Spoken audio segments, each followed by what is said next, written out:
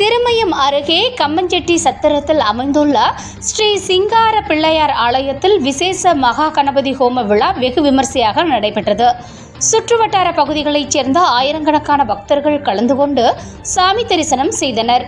புதுக்கோட்டை மாவட்டம் திருமயம் அருகே கம்மஞ்செட்டி சத்திரத்தில் அமைந்துள்ள ஸ்ரீ சிங்கார பிள்ளையார் ஆலயத்தில் விசேஷ மகா கணபதி ஹோம விழா வெகு விமர்சையாக நடைபெற்றது.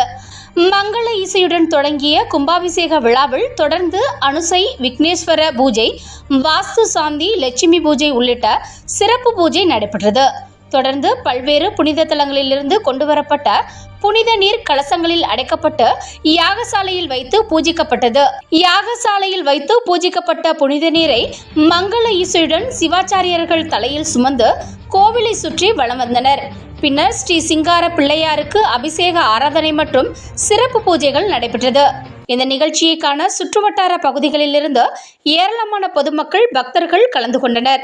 விழாவில் கலந்து கொண்டவர்களுக்கு அருட்பிரசாதங்கள் மற்றும் அன்னதானம் வழங்கப்பட்டது.